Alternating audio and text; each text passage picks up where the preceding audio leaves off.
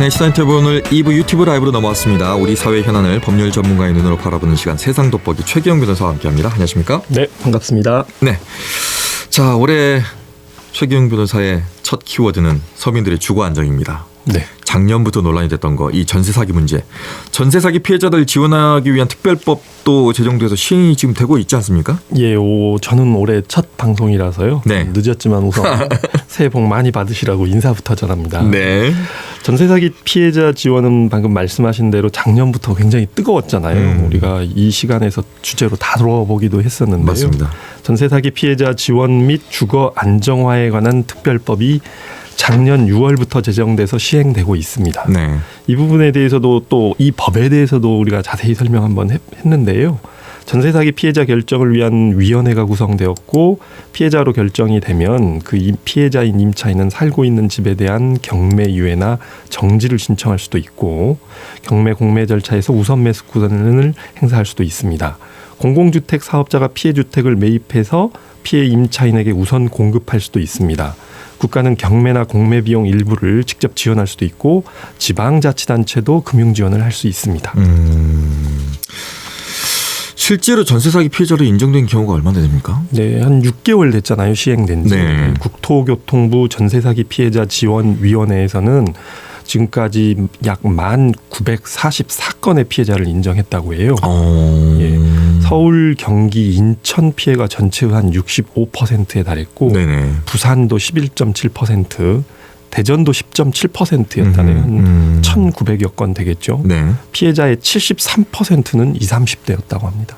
아, 20, 30대. 사회 초년생들 아직 경험이 좀 없고 그러니까. 그런 분들이 피해가 집중되었던 것 같습니다. 광주는 얼마나 됐습니까? 광주는 전세 사기 피해자 결정 신청을 국토교통부에 할 수도 있는데 임차인 거주지 관할 시도에 신청할 수도 있습니다. 국토교통부와 광주시에 신청된 피해 결정 신청 건수는 191건이었는데 그중에서 127건이 지금 피해자로 인정이 되었고 32건은 아직 심의 중이라고 합니다. 많은 부분을 좀 인정을 해주는 편이네요. 그 예전에 한번 설명드렸지만 이 특별법에서 피해자로 인정하는 범위 자체가 굉장히 좁습니다. 그러니까 뭐 내가 그 임대인이 보증금을 돌려주지 않는다 해서 바로 신청할 수 있는 게 아니고요.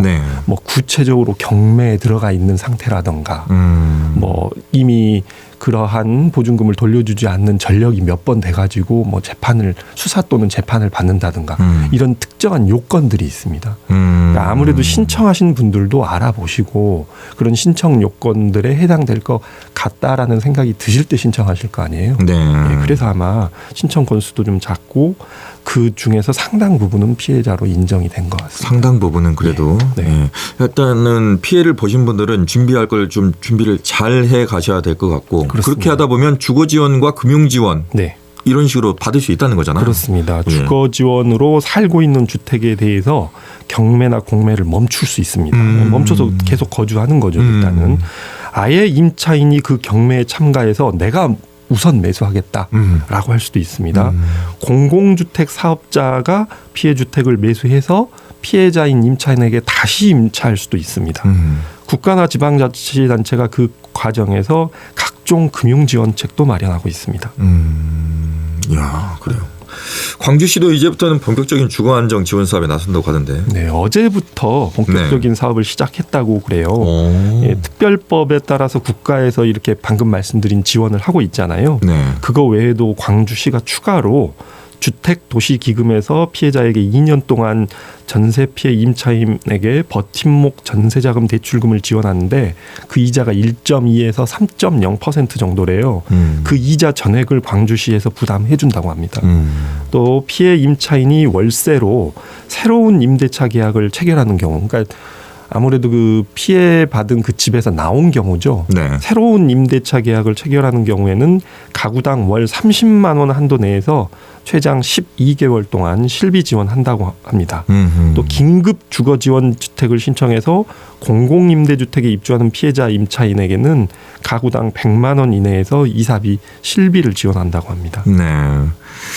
광주시에서 내놓은 이 지원 대책 피해 결정받은 임차인들에게는 모두 적용되는 건지도 궁금하네요. 네, 그렇죠. 근데 이제 보도를 보니까 이런 지원을 받으려면 가만히 있으면 되는 게 아니고 광주시 주택정책과에 신청을 해야 된다고 합니다. 그러니까 광주시 홈페이지 들어가시면은 광주시 누리집 사업 공고에 이 내용이 안내가 돼 있다 그래요.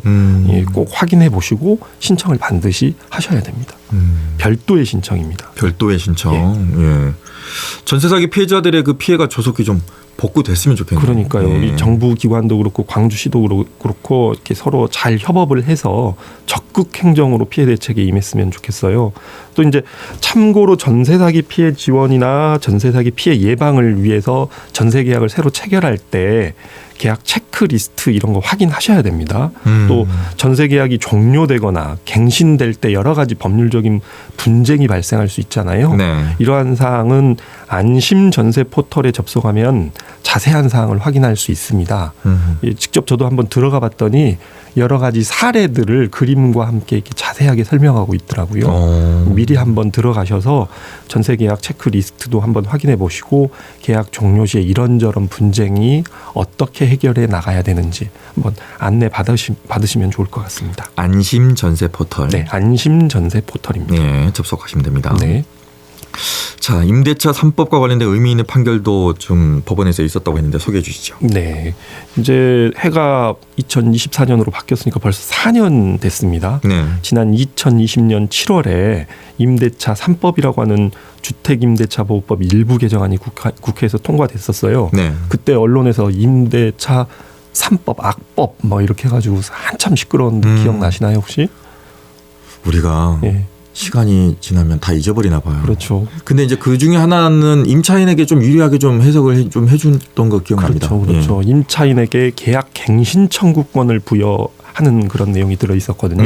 그리고 또 임차인이 계약 갱신 청구권을 행사하는 경우 그 차임 임차료의 상한선도 5%로 제한하는 그런 게 있었습니다.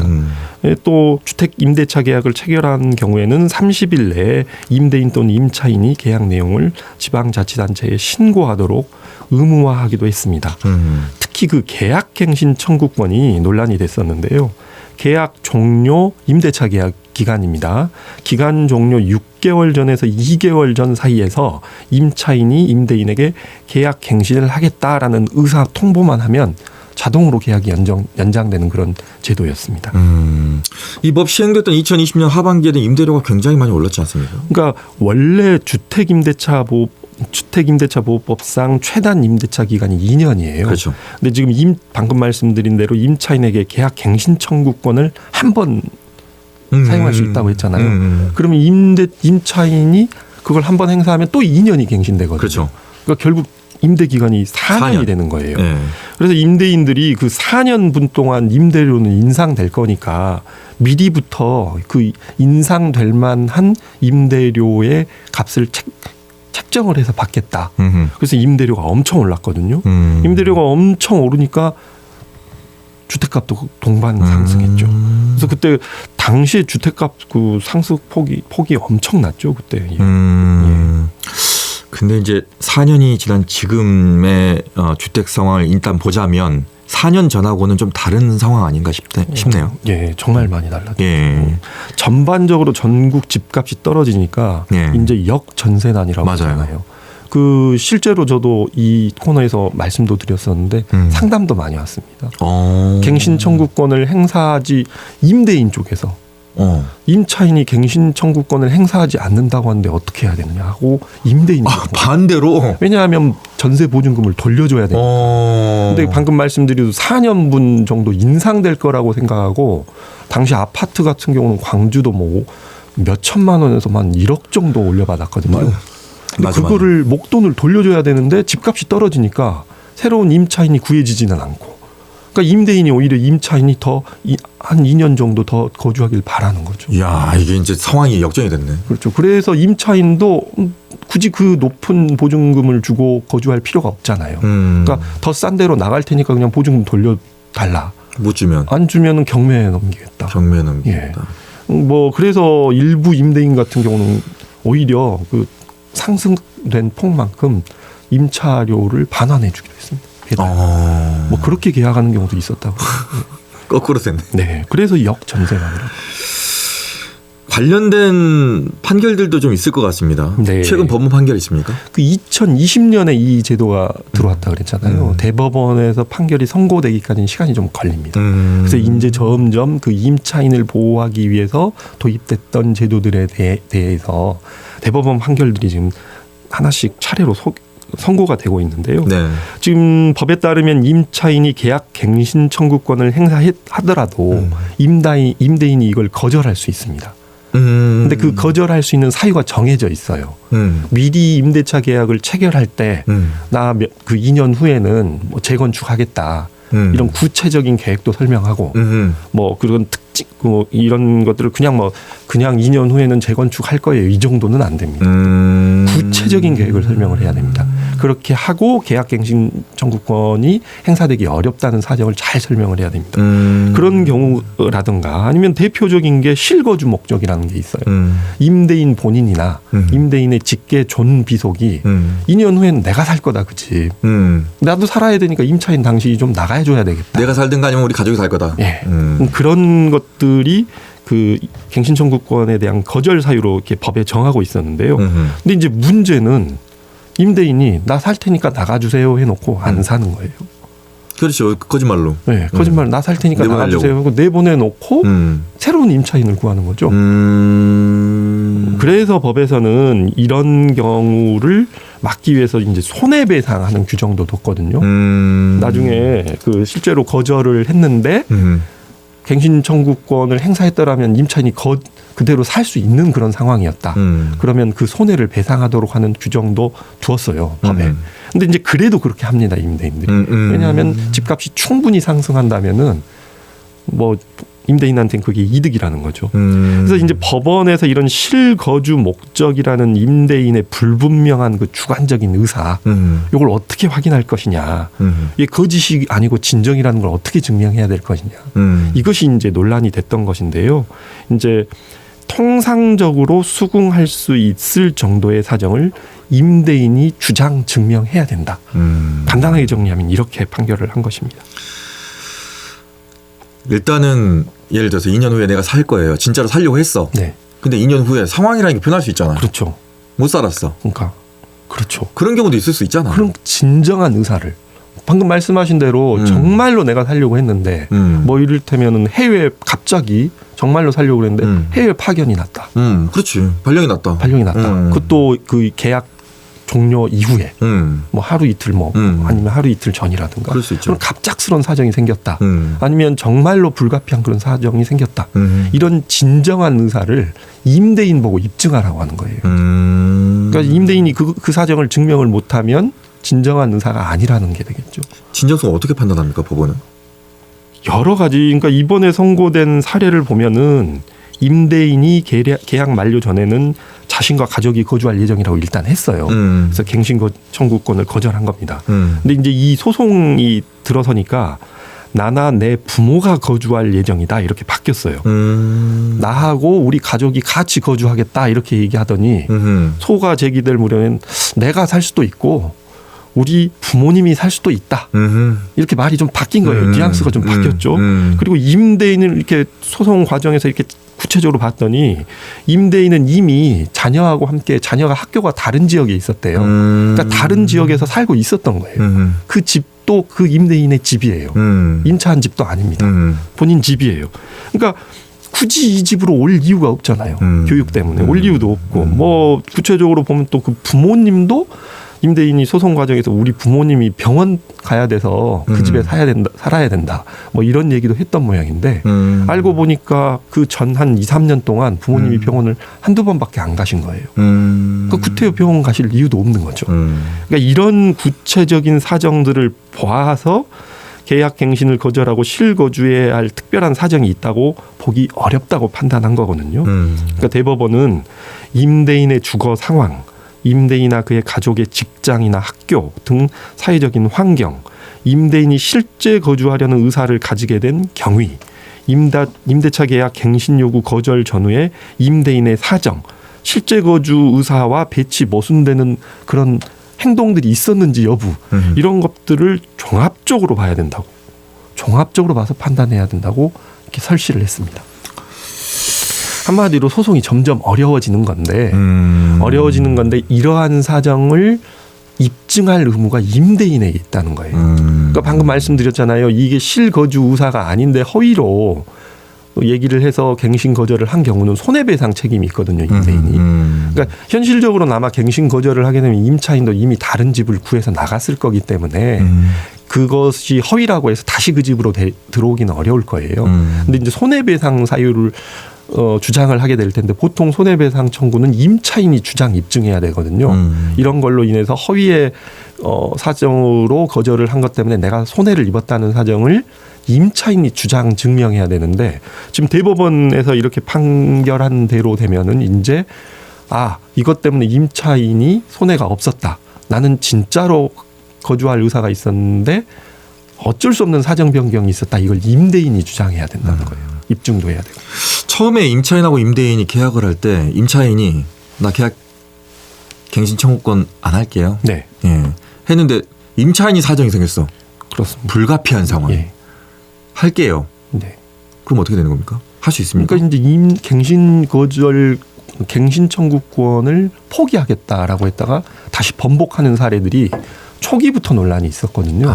근데 국토교통부에는 방금 말씀하시는 그런 경우에 대해서 이미 포기했기 때문에 다시 행사할 수 없다라고 유권 해석을 한번 했었습니다. 그러니까 실제로 분쟁이 발생한 건 아니고 그럼 처음에 법 초기에 이런 경우가 예상이 될 수 있는데 이미 명시적으로 포기했기 때문에 행사할 수 없다라고 얘기를 했었는데 그렇지 않습니다. 최근에 나온 대법원 판결에 의하면 이 명시적으로 다루어진 것은 아닌데 실제로 그 임대인이 임차인이 있는 집을 팔았어요. 근데 매수인이 내가 살 거니까 그 임차인이 계속 살고 있으면 안 되잖아요. 그러니까 당신이 구해놓은 임차인을 내보내든가 적어도 갱신 요구 청구권을 행사하지 않겠다는 보장을 받아달라라고 요구를 한 거예요. 그러니까 이제 공인중개사가 확인을 했더니 나 갱신 청구권 행사 안 할 건데요 이렇게 얘기를 했어요. 근데 막상 아까 말씀드렸죠. 임대차 기간 종료 6개월 전에서 2개월 사이에 이 갱신 청구권을 행사할 수 있거든요. 그 거의 종기쯤에 다다라서 임차인이 저 갱신 청구권 행사할래요 이렇게 된 거예요. 여기에 대해서 대법원이 정면으로 판단한 건 아닌데 그러한 갱신 청구권을 인정하는 전제에서 판결을 내렸습니다. 어쨌든 간에 임차인 손을 조금 들어준 편이 그렇죠. 한마디로 이 갱신 청구권에 대한 것은 편면적 강행 규정이라고 해서 일단 처음부터 계약할 때부터 당신 나중 2년 후에 갱신 청구권 행사하면 안 됩니다라고 합의를 했더라도 임차인에게 효력이 없습니다. 첫째. 그러니까 6개월에서 2개월 사이에 임차인은 갱신 청구권을 행사할 수 있어요. 그다음에 두 번째로 그럼 6개월에서 2개월 사이에 임차인이 갱신 청구권을 행사하지 않겠습니다 하면 어떻게 되느냐. 갱신 청구권을 행사하지 않겠다라고 의사를 밝혀놓고 실제로 나가는 건 임차인 자유입니다. 근데 그 2개월 사이에 그 기간에 다시 사정 변경이 있어서 어쩔 수 없이 저 거주해야겠는데요 하면은 이게 형성권이기 때문에 임차인의 의사가 존중받는다는 결과.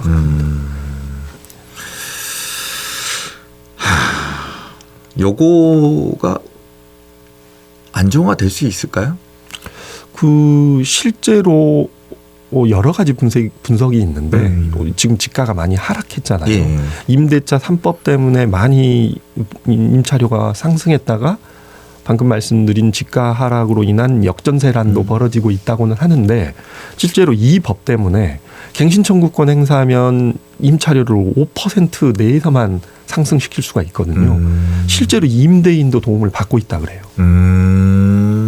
그러니까 방금 말씀드린 뭐 1억, 2억 올려받았는데 지가가 하락해버리면 임대인이 그 보증금을 돌려줄 수가 없으니까 임대인, 임차인 모두가 손해잖아요. 근데 5% 내에서만 합리적으로만 상승하도록 못 박아놨거든요. 그러니까 지가가 하락하더라도 임대인이 그 지가 하락을 어느 정도 감당할 수 있게 된 거죠.